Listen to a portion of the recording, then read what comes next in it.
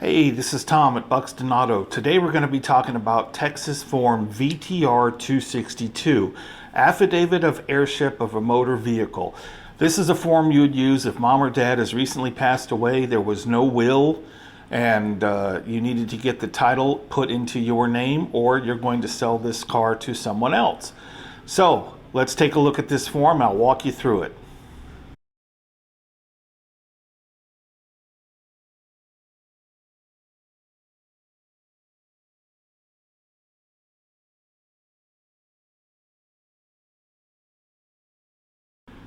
So I'm probably giving away a little bit of my secrets here. This is one of the ways I buy cars with no titles. This is a frequent situation.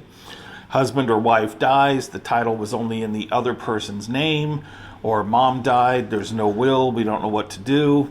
So let me walk you through this. So first, if there is a will, and the will has gone to probate, and the documents have been signed by the court, and you have a title, then the executor of the will can actually sign the title over to whomever, and will need to include a copy of those documents with the title and their ID, and then the title transfer can be done. You will not need VTR 262 because you have a court document authorizing you to do this. This form is primarily used in one of two ways. One, there was no will at all. Two, there was a will, but nothing has been done with the will. Or three, there was a will and the court said nothing needs to be done.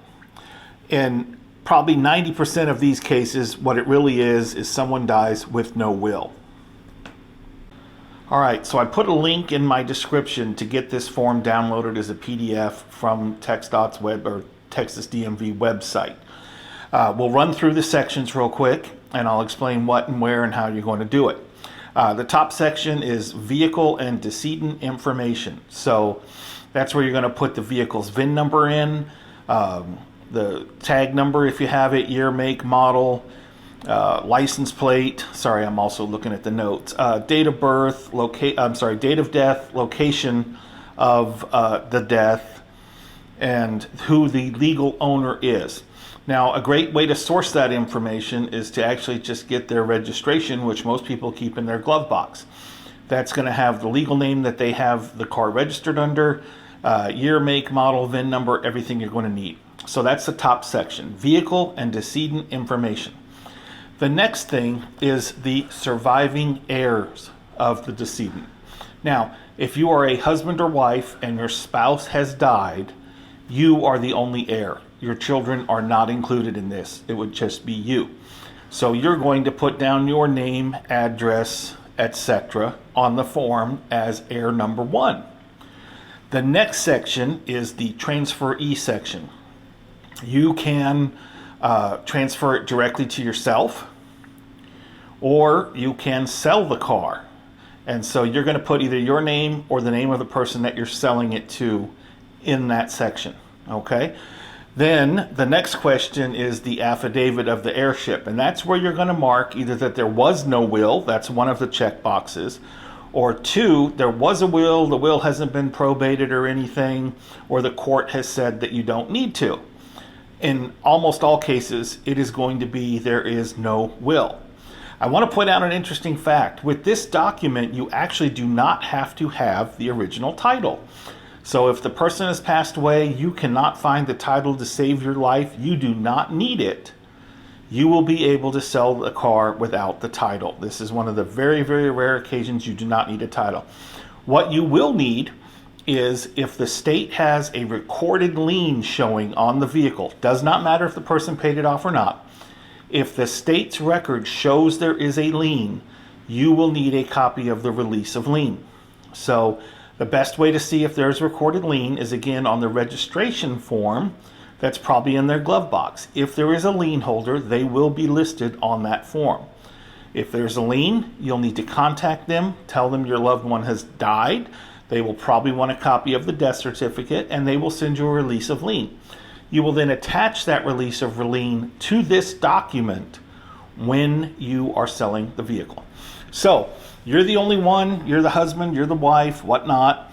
You are then going to go to a place that does notary. That can be your bank or a pack and mail place, or I think FedEx Kinko's or one of those. And you're going to have to get your signature notarized as heir number 1. And they will notarize that for you. Okay?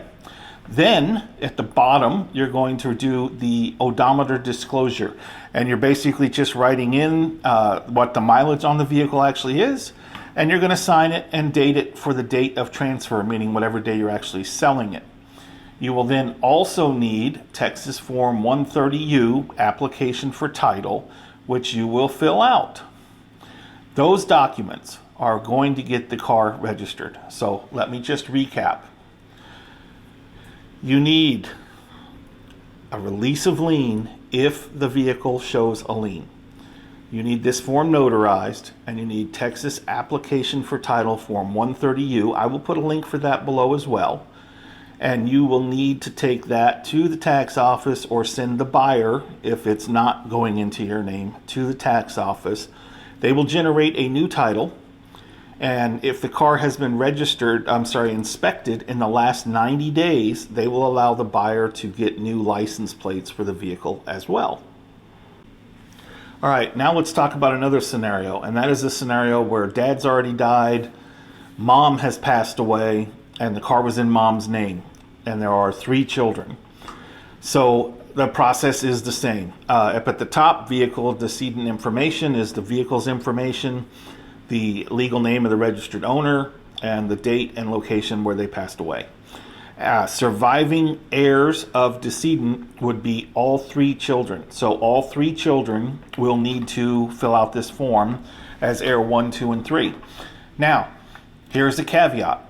It is fine to do this if the children live out of state. You can mail them an original form or have them download and print the form, sign the form, and then take the form to get notarized where they live, and then send it back to whoever's doing the transfer here in Texas. If there are 6 children, you can send 6 individual copies to the 6 children in their respective states, have it notarized, send it back. When it comes time to taking the form to the tax office, literally all 6 forms would go to the tax office. They would all look the same, except there are 6 surviving heirs. Each one has signed a form, each one has it notarized. That's the difference. So, again, the 2 heirs, 3 heirs, whatever it is, they write their names in. Then you can leave the transferee section blank until you know who the buyer is going to be if you don't know. But once you know, you're going to write the buyer's information in, or whoever, which child or whatever is getting the car. Affidavit certification is the same. You're all going to have to check the same thing. You're going to check no will, or that the will just hasn't been done, or that the court has determined nothing needs to be done. So there's only 2 check boxes. You're going to check one or the other. Most people are checking no will. That seems to be what happens here in Texas. And then it gets notarized. Only one person needs to sign the odometer disclosure, and that would be done at the time of transfer. So if it's the heir or child that is getting the car, then it's fine for them to write it in as both the seller and the transferee. That is completely acceptable. You just need one form for each situation, each person, because every one of them has to be notarized. It can be very hard to get all the siblings together to go to a notary at the same time and make their signatures. And then again, if there's more than 3, you would need a separate form. But however it works out, 1 form, 3 forms, 5 forms, state doesn't care, as long as each one is notarized. So that's it. VTR 262 is the Affidavit of Heirship for a motor vehicle. And again, you do not need the title in your hand to do this transfer. All you need is a release of lien if a lien is recorded. Now, I would probably make a photocopy of the death certificate. It does not need to be a certified copy. I would probably make a photocopy of the death certificate just to smooth this out and bring it along. Also, if I have forgotten anything or left anything out, there are actually printed directions on page 2. Skim through those, make sure that I've got it right. I'm not infallible. And if you found this video to be useful to you in some way, shape, or form, a like, a subscribe, a thumbs up, a hey, the light is shining on your bald head and producing a glare, doesn't matter to me. I thank you for watching, guys. Come back next time. We'll have some more great information available to you, and y'all have a great day. Thanks for watching my video.